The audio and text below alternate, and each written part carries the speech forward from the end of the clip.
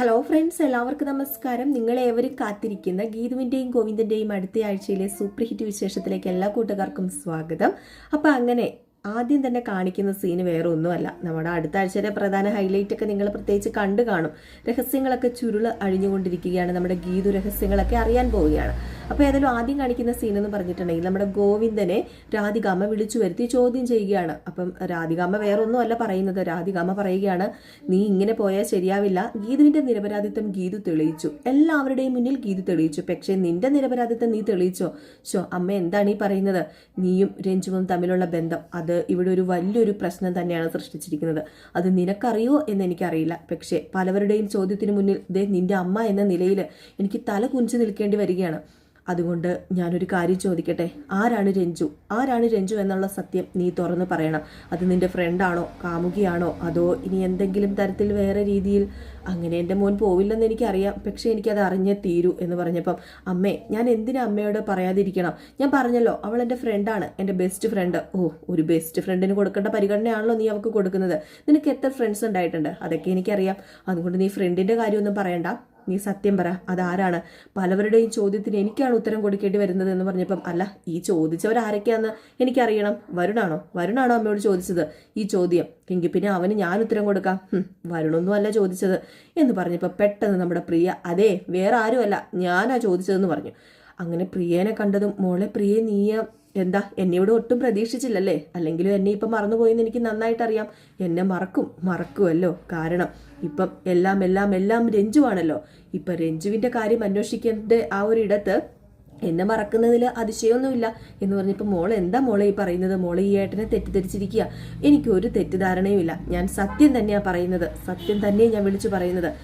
എനിക്കറിയണം. ഇതിപ്പം 7ാം മാസം. എനിക്ക് 7ാം മാസമായിട്ട് എന്നെ ഒന്ന് തിരിഞ്ഞു നോക്കിയിട്ട് പോലും ഇല്ല ഏട്ടൻ. 7ാം മാസത്തിലെ ചടങ്ങുകൾ ഇനിയും നടത്താനിരിപ്പുണ്ട്. അത് ഗംഭീരമായിട്ട് നടത്തുമെന്ന ആ ഒരു പ്രതീക്ഷയോട് കൂടിയാണ് ഞാൻ കാത്തിരുന്നത്. പക്ഷേ ഏട്ടൻ ഇതുവരെ എന്നെ വിളിച്ചില്ല. എൻ്റെ വളകാപ്പ് അത് അടിപൊളിയായിട്ട് നടത്തി.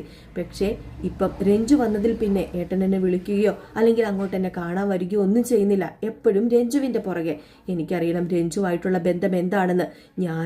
ഞാൻ ഗീതു ചേച്ചിനെ ഒരുപാട് സ്നേഹിക്കുന്നുണ്ട്. നിങ്ങളെ ഒന്നിക്കാൻ കാരണവും ഞാൻ തന്നെയാണ്. ഏട്ടൻ ഞാൻ ചൂണ്ടിക്കാണിച്ചപ്പോഴാണ് ഗീതു ചേച്ചിക്ക് ഒരു ജീവിതം കൊടുത്തത്. അതുകൊണ്ട് തന്നെ എനിക്ക് തന്നെയാണ് പ്രശ്നം. എല്ലാം എനിക്ക് അറിയണം. ഈ രഞ്ജു ഗീതു ഏടത്തിയുടെ സ്ഥാനത്ത് വരാനുള്ളതാണോ? ഇനിയിപ്പം ഗീതു ചേച്ചിക്ക് പകരം രഞ്ജുവിനെ കൊണ്ടുവരാൻ ഏട്ടന് വല്ല പ്ലാനും ഉണ്ടോ? എനിക്ക് എല്ലാത്തിനും ആൻസർ കിട്ടിയേ തീരൂ എന്ന് പറഞ്ഞപ്പോൾ, മോൾ അങ്ങനെയൊന്നും പറയരുത്. ഒരിക്കലും ഈ ഏട്ടൻ പറയണ്ട. ഇനി ഒരു ന്യായീകരണം എനിക്ക് കേൾക്കണ്ട. എല്ലാം മതിയായി. എനിക്കിപ്പോൾ ഒരൊറ്റ ചോദ്യത്തിന് ഉത്തരം തന്നാൽ മതി. ഈ രഞ്ജുവും ഏട്ടനും തമ്മിലുള്ള ബന്ധം എന്താണ്? രഞ്ജു ഇപ്പം ഹോസ്പിറ്റലിലാണെന്നൊക്കെ കേൾക്കുന്നുണ്ട്. ഏതായാലും AGM ഗ്രൂപ്പ് ഓഫ് കമ്പനിയിലെ കാര്യങ്ങൾ മാറ്റിവെച്ചിട്ട് രഞ്ജുവിൻ്റെ കാര്യങ്ങൾ നോക്കണമെങ്കിൽ ഇതിൻ്റെ പിന്നിൽ എന്തോ വലിയ കഥകളൊക്കെ ഉണ്ട്. അതറിഞ്ഞേ തീരൂ. ഈ പ്രിയമോൾ അറിയാത്ത എന്തെങ്കിലും കഥ ഏട്ടനുണ്ടായിട്ടുണ്ടോ? ഇല്ലല്ലോ. പക്ഷേ ഇപ്പം ഈ പ്രിയമോൾ അറിയാതെ എന്ത് കഥയാണ് ഏട്ടനുണ്ടായത്? അതെനിക്ക് അറിഞ്ഞേ തീരൂ. ഞാൻ പറയാ, ഞാനിപ്പം ഗർഭിണിയായിട്ടിരിക്കുന്ന അവസ്ഥയാണ്. ഏട്ടൻ ഇത് പറയാതെ ഇനി ഞാൻ ഒരു ഭക്ഷണം പോലും കഴിക്കത്തില്ല, ഒരു വെള്ളം പോലും കുടിക്കത്തില്ല, ഏട്ടനെ കാണുക പോലും ചെയ്യത്തില്ല എന്ന് പറഞ്ഞപ്പം നമ്മുടെ ഗോവിന്ദൻ ആകെപ്പാടെ പിടിവിട്ടു പോകുന്ന ഒരവസ്ഥയാണ് കേട്ടോ. ഞാനെല്ലാം പറയാം. ഇപ്പൊ രഞ്ജു എന്തിനാ ഹോസ്പിറ്റലിൽ കിടക്കുന്നതെന്ന് അറിയാമോ? നിന്നെപ്പോലെ തന്നെ അമ്മയും വരുണും ഒക്കെ ഒരുപാട് തെറ്റിദ്ധരിച്ചു രഞ്ജുവിനെ. അങ്ങനെ അവളെ മുറിയിൽ പൂട്ടിയിട്ടു. അവളുടെ അസുഖം കൂടി, അവൾ ഹോസ്പിറ്റലിലായി. അവള് ഒരു പേഷ്യൻ്റാണ് മോളെ. ഏത് നിമിഷവും അവൾ മരിക്കും. മരണത്തിലേക്ക് പോകുന്ന ഒരു പേഷ്യൻ്റ്.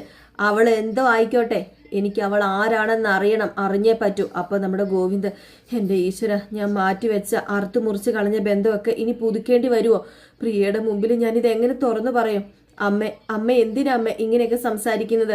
ഇതിനേക്കാൾ കൂടുതൽ ചോദ്യമൊന്നും എന്നോട് ആരും ഒന്നും ചോദിക്കേണ്ട. ഞാൻ പറഞ്ഞല്ലോ, രഞ്ജു ഞാൻ തമ്മിൽ ഭയങ്കര കൂട്ടാണ്, അത്രയും മാത്രം അറിഞ്ഞാൽ മതി എന്ന് പറഞ്ഞുകൊണ്ട് ഗോവിന്ദൻ അവിടെ നിന്ന് പതുക്കെ അങ്ങ് പോയി. ഗോവിന്ദ് പോയി കഴിഞ്ഞതും പ്രിയ, അമ്മ ഏട്ടനൊന്നും പറഞ്ഞില്ലല്ലോ. അമ്മയല്ലേ പറഞ്ഞത് രഞ്ജു ആരാണെന്നുള്ള സത്യം ഏട്ടന്റെ വായിൽ നിന്ന് തന്നെ കേൾപ്പിക്കാമെന്ന്. എന്നിട്ട് ഏട്ടൻ ഒരു അക്ഷരം പോലും പറയാതെ പോയി കളഞ്ഞല്ലോ അമ്മേ. അതാണ് മോനെ ഞാൻ പറഞ്ഞത്. അത് അവന്റെ അനിയത്തിയാ, അതവന് പറയാൻ പറ്റില്ല. അതുകൊണ്ടാ അതവൻ പറയാത്തത്. ഗോവിന്ദേട്ടന്റെ അനിയത്തിയാണ് രഞ്ജു എങ്കിൽ പിന്നെ ഗോവിന്ദേട്ടന്റെ ശരിക്കുള്ള അമ്മ അതാരാ? എനിക്കൊന്നും മനസ്സിലാവുന്നില്ലല്ലോ അമ്മേ. എങ്ങനെയാ ബന്ധം ഉണ്ടായി? അപ്പോഴത്തേക്ക് നമ്മുടെ രാധിക പെട്ടെന്ന്, എൻ്റെ ഈശ്വര എല്ലാം തൊലഞ്ഞോ? വേണ്ട, ഇതൊക്കെ ഇതൊക്കെ ഇനിയിപ്പോൾ വിളിച്ചു പറഞ്ഞു കഴിഞ്ഞാൽ അത് എനിക്ക് തന്നെ പ്രശ്നമാവുമോ എന്നൊക്കെ ഇങ്ങനെ മനസ്സിൽ വിചാരിച്ചപ്പോഴത്തേക്കും നമ്മുടെ പ്രിയ പറഞ്ഞു, എന്താ അമ്മേ ഞാൻ ചോദിച്ചതിനൊന്നും മിണ്ടാത്തത്, അമ്മ പറ, ആൻസർ പറ. അങ്ങനെ നമ്മുടെ പ്രിയ രാധികനെ വെള്ളം കുടിപ്പിക്കുകയാണ് കേട്ടോ. ഈ സമയം പിന്നെ കാണിക്കുന്നത് നമ്മുടെ ഗീതുവിനെ, രഞ്ജുവിനെ, വിജയലക്ഷ്മിനെ, ധ്യാനാണ്. ഇവർ 4 പേരും സംസാരിച്ചുകൊണ്ടിരിക്കുക. അങ്ങനെ നമ്മുടെ വിജയലക്ഷ്മി അറിയാം, എനിക്ക് ഒരുപാട് സന്തോഷമായി മോളെ, ഈ അമ്മ ആഗ്രഹിച്ചതുപോലെ എൻ്റെ മോളെ നീ എന്നിലേക്ക് എത്തിച്ചല്ലോ, ഈ അമ്മയ്ക്ക് ഒരുപാട് സന്തോഷമായി. അപ്പം വിജയലക്ഷ്മി വീണ്ടും പറഞ്ഞു, എടി മോളെ നിനക്കറിയുമോ, എനിക്ക് വാക്ക് തന്നത് ഗീതുവാ, അതുപോലെ തന്നെ എൻ്റെ ഗീതു മോള് വാക്ക് പാലിച്ചു. എന്നിട്ട് ഗീതുവിനോടും പറഞ്ഞു, ഗീതു നന്ദിയുണ്ട്, ഒരുപാട് നന്ദിയുണ്ട് എൻ്റെ മോളെ എന്നിലേക്ക് നീ അടുപ്പിച്ചതിന്. അപ്പം നമ്മുടെ രഞ്ജുവും പറഞ്ഞു കേട്ടോ, നന്ദിയുണ്ട്, ഒരുപാട് നന്ദിയുണ്ട് ഗീതു വെച്ച് കാരണം എനിക്കിപ്പോൾ ഇതൊക്കെ കിട്ടിയത്, എൻ്റെ ധ്യാന്, എൻ്റെ അമ്മ, ഇതെല്ലാം എനിക്ക് തിരിച്ചു കിട്ടിയത് ഗീതു വെച്ച് കാരണമാണ്.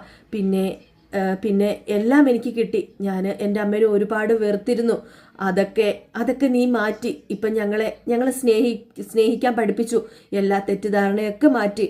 അതുകൊണ്ട് ഒരുപാട് നന്ദിയുണ്ട്, എത്ര നന്ദി പറഞ്ഞാലും തീരില്ല എന്നൊക്കെ പറഞ്ഞുകൊണ്ട് നമ്മുടെ രഞ്ജു ഒരുപാട് നന്ദി പറയുകയാണ് കേട്ടോ ഗീതുവിനോട്. അങ്ങനെ ഏതായാലും ഗീതു എല്ലാം കേട്ടിട്ട് പറഞ്ഞു, അമ്മയോട് എനിക്ക് കുറച്ച് കാര്യങ്ങൾ സംസാരിക്കാനുണ്ട്, ഇവർ രണ്ടുപേരും സംസാരിച്ചിരിക്കട്ടെ എന്ന് പറഞ്ഞ് വിജയലക്ഷ്മിനെ വിളിച്ചുകൊണ്ട് നമ്മുടെ ഗീതു അകത്തേക്ക് പോവുകയാണ് കേട്ടോ. ഈ സമയം രഞ്ജു ധ്യാനിന്റെ അടുത്തേക്ക് ചെന്നിട്ട്, എന്നാലും നീ വന്നല്ലോ, എന്നെ കാണാൻ വന്നല്ലോ, എന്തൊക്കെയാണെങ്കിലും ഗോവിന്ദേട്ടൻ വിളിച്ചിട്ട് പോലും മറുപടി കൊടുക്കാത്ത നീ എങ്ങനെ ഗീതു വിളിച്ചപ്പം വന്നു? അത് ഗീതു എൻ്റെ മനസ്സ് മാറ്റിയതാ രഞ്ജു. എന്താണെങ്കിലും എനിക്ക് ഒരുപാട് കഷ്ടങ്ങളൊക്കെ ഉണ്ടെങ്കിലും ഞാൻ വരില്ല എന്ന് തീരുമാനിച്ചതാ. ഇനിയുള്ള കഷ്ടപ്പാടുകളൊക്കെ മാറട്ടെ, എന്നിട്ട് നമ്മൾ തമ്മിൽ കാണാമെന്ന്. പക്ഷെ എന്നോട് ഗീതു എന്താ പറഞ്ഞതെന്നറിയാമോ? നിന്റെ ഈ അസുഖം കല്യാണത്തിന് ശേഷമാണ് ഞാൻ തിരിച്ചറിഞ്ഞത് എങ്കിൽ ഇങ്ങനെ വിട്ടിട്ട് പോകാൻ പറ്റുമായിരുന്നോ എന്ന്. അങ്ങനെയുള്ളപ്പോൾ കൂടെ നിർത്തി സ്നേഹിക്കണം, അപ്പം നിനക്ക് ഒരുപാട് സ്നേഹം കിട്ടും എന്നൊക്കെ പറഞ്ഞു. അത് കേട്ടപ്പം എൻ്റെ മനസ്സ് വല്ലാണ്ടങ്ങായിപ്പോയി. അപ്പം ഇതൊക്കെ കേട്ട് കഴിഞ്ഞപ്പോഴത്തേക്കും നമ്മുടെ രഞ്ജുവിന് ഒരുപാട് സന്തോഷമായിട്ടോ. പിന്നെ കാണിക്കുന്നത് വിജയലക്ഷ്മിനെയും ഗീതുവിനെയാണ്. അങ്ങനെ നമ്മുടെ ഗീതു പറഞ്ഞു, എല്ലാ കാര്യവും ഞാൻ ചെയ്തു കഴിഞ്ഞു, രഞ്ജുവിനെ അമ്മയ്ക്കരിയിൽ എത്തിച്ചു, അമ്മയുടെ മോളും മരുമോനും ഒക്കെ അമ്മയുടെ അടുത്തുണ്ട്. എന്തായാലും അവരുടെ ജീവിതമൊക്കെ സന്തോഷകരമായി. ഇനി എനിക്ക് അറിയേണ്ടത് അമ്മയുടെ ജീവിതത്തിലെ രഹസ്യങ്ങളാണ്. എനിക്ക് വാക്ക് തന്നതുപോലെ സത്യങ്ങളൊക്കെ അമ്മ തുറന്ന് പറഞ്ഞേ മതിയാവൂ. ഇനി പറ, ആരാണ് അമ്മ? അമ്മയും ഗോവിന്ദേട്ടനും തമ്മിലുള്ള ബന്ധം എന്താണ്? അമ്മ എന്തിനാണ് ഗോവിന്ദേട്ടനിൽ നിന്നും അകന്നു നിൽക്കുന്നത്? ഗോവിന്ദേട്ടൻ അമ്മേനെ കാണുമ്പം എന്തിനാ ഒരു ശത്രുവിനെ പോലെ കാണുന്നത്? ഇപ്പം നിങ്ങൾ തമ്മിൽ എന്തിനാ ഇങ്ങനെ പ്രശ്നം ഉണ്ടാക്കുന്നത്? എല്ലാം എനിക്കറിയണം. അമ്മ എന്നോട് പറ, അമ്മ വാക്ക് തന്നതല്ലേ. അപ്പം വിജയലക്ഷ്മി ആലോചിച്ചു, ഇവിടെ ഊടായ്പ് കാണിക്കാനാണെങ്കിൽ എനിക്ക് പറ്റില്ല, അതുകൊണ്ട് ഞാനൊരു കാര്യം പറയാ, അമ്മ പറയണം. അപ്പം വീണ്ടും ഇങ്ങനെ ആലോചിച്ചുകൊണ്ടിരിക്കുക വിജയലക്ഷ്മി. പറയാം മോളെ, പറയാം, ഇനി ഒന്നും മൂടി വെച്ചിട്ട് കാര്യമില്ല, നിന്റെ ഇതിൽ നീ ജയിച്ചു, ഇനി ഞാനെല്ലാം തുറന്നു പറയാം, ഞാൻ തന്ന വാക്ക് ഞാൻ പാലിക്കുക എന്ന് പറഞ്ഞുകൊണ്ട് വിജയലക്ഷ്മി പറയാൻ തുടങ്ങി. അറയ്ക്കൽ ഗോവിന്ദ മാധവൻ എൻ്റെ എന്താ അമ്മ നിർത്തിക്കളഞ്ഞത്? അത് മോളെ, അത് എൻ്റെ വായും കൊണ്ട് എനിക്ക് പറയാൻ പറ്റുന്നില്ല, ഞാനത് പറഞ്ഞാലും നീ അത് വിശ്വസിക്കില്ല. അമ്മ പറ, അമ്മയുടെ ആരാ ഗോവിന്ദേട്ടൻ? അത് കേട്ടതും വിജയലക്ഷ്മി പോയി അലമാര തുറന്നിട്ട് അലമാരയിലിരുന്ന പേപ്പർ, ചെമ്പകശ്ശേരിയുടെ ആധാരം, എല്ലാ രേഖകളുമുള്ള ആ ഒരു പേപ്പർ എടുത്തുകൊണ്ട് വന്ന് ഗീതുവിൻ്റെ കയ്യിലേക്ക് കൊടുത്തു. അങ്ങനെ ഗീതു അതെല്ലാം വായിച്ചു. ഓരോ ലൈൻ വായിക്കുമ്പോഴും ഗീതുവിൻ്റെ മനസ്സ് നന്നായിട്ട് പിടയ്ക്കുന്നുണ്ടായിരുന്നു കേട്ടോ. എൻ്റെ ഈശ്വര, ഇതെന്തിനാ അമ്മ എൻ്റെ കയ്യിൽ തന്നത്? ഇനി അമ്മ ആരാണ്? ഇനിയിപ്പോൾ എൻ്റെ സ്വന്തമാണോ എന്നൊക്കെ ഇങ്ങനെ ആലോചിച്ചുകൊണ്ട് ഇങ്ങനെ നിൽക്കുമ്പോഴത്തേക്കും വായിക്കുകയാണ് കേട്ടോ. അങ്ങനെ ഗോവിന്ദ് മാധവൻ നായർ വിജയലക്ഷ്മി, വൈഫ് ഓഫ് വിജയലക്ഷ്മി എന്നൊക്കെ ഇങ്ങനെ പറഞ്ഞിങ്ങനെ വായിച്ചു. ഇത് കേട്ടതും ഗീതു ഞെട്ടിപ്പോയി. അപ്പം അമ്മയാണോ ഗോവിന്ദേട്ടൻ്റെ അമ്മ? അത് കേട്ടതും വിജയലക്ഷ്മിയുടെ കണ്ണുകൾ നിറഞ്ഞൊഴുകി. എന്നിട്ട് പറഞ്ഞു, അതെ മോളെ, അതെ, ഞാനാ നിന്റെ അമ്മായിയമ്മ, ഗോവിന്ദന്റെ അമ്മ. അതുകൊണ്ട് തന്നെയാണ് നിന്നെ ഞാൻ കൂടെ കൂട്ടിയത്. എൻ്റെ ശത്രുവായ രാധികയെ അവിടെ നിന്ന് ഇറക്കി വിടാൻ നിന്നെ എനിക്ക് വേണമായിരുന്നു. അതുകൊണ്ടാണ് ഞാൻ നിന്നെ എൻ്റെ ഒപ്പം നിർത്തിയത്. ഓഹോ, അപ്പം ശത്രുവിനെ തകർക്കാൻ വേണ്ടി മനഃപൂർവ്വം എന്നെ കൂടെ കൂട്ടിയതാണല്ലേ? അല്ലാതെ സ്നേഹം കൊണ്ടൊന്നുമല്ല. അയ്യോ, ഒരിക്കലും അല്ല. എൻ്റെ മരുമകളും മോനും ഒക്കെ എൻ്റെ ഒപ്പം വേണം. അതുകൊണ്ടാണ് ഞാൻ അങ്ങനെയൊക്കെ ചെയ്തത്. എനിക്ക് വേണം നിങ്ങളെ. അല്ലാതെ ഞാൻ ആ രാധികയെ പോലെ ഒരിക്കലും ആരെയും കൊല്ലാനോ ആരെയും തമ്മിൽ പിരിക്കാനോ ഒന്നും ശ്രമിച്ചിട്ടില്ല. എനിക്കെല്ലാം നഷ്ടപ്പെട്ടതാ മോളെ. എന്നാ പിന്നെ അമ്മയ്ക്ക് അറയ്ക്കലിലേക്ക് വന്നൂടെ? അതൊരിക്കലും നടക്കില്ല. അറയ്ക്കലിൽ നിന്നും എല്ലാ ബന്ധവും ഉപേക്ഷിച്ച് എന്റെ മാധവേട്ടന്റെ ചിതാഭസ്മത്തിൽ തൊട്ട് സത്യം ചെയ്യിപ്പിച്ചതാ രാധിക. എല്ലാം ചതിയായിരുന്നു, കൊടും ചതി. പക്ഷെ ഇത്രയും വലിയൊരു രഹസ്യം അത് ഇത്രയും നാൾ എനിക്ക് മറച്ചു വെക്കേണ്ടി വന്നു. എങ്കിലും അമ്മ ഇത്രയും നാളത് മറച്ചു വെച്ചല്ലോ. എന്നിൽ നിന്ന് എന്നോട് ഒരു വാക്ക് പറഞ്ഞിരുന്നെങ്കിൽ ഞാൻ അറക്കില്ല, അമ്മേനെ എത്തിക്കില്ലായിരുന്നു എന്ന് പറഞ്ഞപ്പം, ഹേയ് മോളെ, അതിൻ്റെ ഒന്നും ആവശ്യമില്ല, അതൊന്നും ഒരിക്കലും നടക്കില്ല. എൻ്റെ മാധവേട്ടൻ്റെ പേരിലുള്ള ഈ ചെമ്പകശ്ശേരി തറവാട് എനിക്ക് കിട്ടി. എൻ്റെ മാധവേട്ടൻ്റെ ഓർമ്മകൾ നിൽക്കുന്ന ഈ മണ്ണ് മാത്രം മതി എനിക്ക്. അല്ലാതെ ഒരിക്കലും എനിക്ക് അറക്കൽ തറവാട് വേണ്ട. ഏതായാലും ഇതൊക്കെ കേട്ട് കഴിഞ്ഞപ്പോഴത്തേക്ക് നമ്മുടെ ഗീതുവിന് സഹിക്കാൻ പറ്റിയില്ല. ഏതായാലും ഗീതു അവിടെ നിന്ന് പെട്ടെന്ന് തന്നെ ഒന്നും പറയാതെ വെളിയിലേക്ക് ഇറങ്ങുന്ന കണ്ടപ്പോഴത്തേക്ക് നമ്മുടെ രഞ്ജു ചോദിച്ചു, എന്താ ഗീതു നീ തിരിച്ചു പോകുന്നത്? എൻ്റെ സന്തോഷമൊക്കെ തിരിച്ചു തന്നതിന് നിനക്ക് വലിയൊരു ട്രീറ്റ് തരാനുണ്ട് എന്ന് പറഞ്ഞപ്പം, ഹേയ് അതൊന്നും എനിക്ക് വേണ്ട രഞ്ജു. അതെന്താ വേണ്ടാത്തത്? എൻ്റെ അമ്മയെയും എൻ്റെ ധ്യാനെയും ഒക്കെ തിരിച്ചു തന്നില്ലേ നീ? അപ്പം എൻ്റെ കൂടപ്പിറപ്പായി നീ ഒരിക്കലും പോകാൻ പാടില്ല, എവിടെയും പോകാൻ പാടില്ല. ഇല്ല രഞ്ജു, ഞാൻ പോവുക. എന്തു പറ്റി? നീ അമ്മയായിട്ട് പിണങ്ങിയോ? അമ്മയും കൂട്ടിയല്ലേ നീ മുറിയിലേക്ക് പോയത്? എന്താ പ്രശ്നം? അത് നിന്റെ അമ്മയുമായിട്ട് എനിക്കൊരു ബന്ധവുമില്ല. നിന്റെ അമ്മ എൻ്റെ ആരും അല്ല. നിന്റെ അമ്മയോട് എനിക്കൊരു സ്നേഹം ഉണ്ടായില്ല. അവരെന്നെ ചതിക്കുകയായിരുന്നു, സ്നേഹിച്ച് ചതിക്കുകയായിരുന്നു. ഇത്രയും നാള് എല്ലാം തുറന്നു പറഞ്ഞു ഞാൻ. പക്ഷെ എന്നോടൊന്നും തുറന്നു പറഞ്ഞില്ല. എന്നെ ചതിച്ചു. പക്ഷെ ഒരു വാക്ക് പറഞ്ഞിരുന്നുവെങ്കിൽ നിന്നെ ധ്യാനെ ഒന്നിപ്പിച്ചതുപോലെ ഞാൻ ഒന്നിപ്പിച്ചേനെ, അമ്മേനെയും ഗോവിന്ദേട്ടനെ. എന്നിട്ടും അമ്മ എന്നോട് പറഞ്ഞില്ലല്ലോ. നീ എൻ്റെ നാത്തൂനായിട്ട് പോലും നീ പറഞ്ഞില്ലല്ലോ.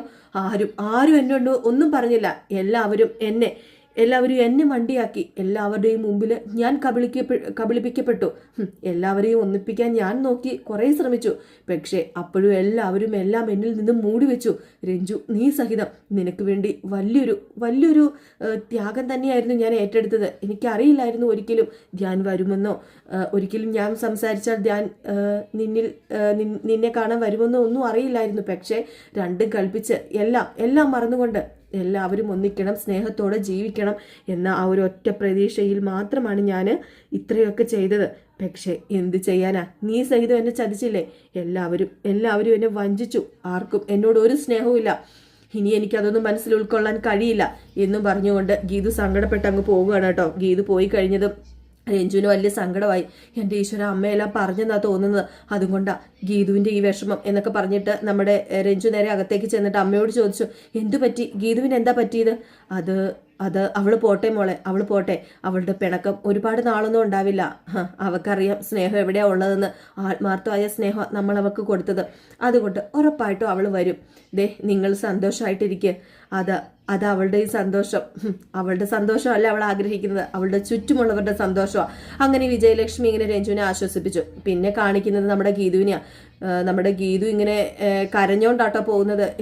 എൻ്റെ ഈശ്വര, എൻ്റെ അമ്മായിയമ്മ തന്നെയാണല്ലേ അപ്പം വിജയലക്ഷ്മി അമ്മ. അപ്പം ആമാടപ്പെട്ടി രഞ്ജു തന്നെയാണ് കൊണ്ടുവന്ന് തന്നത്.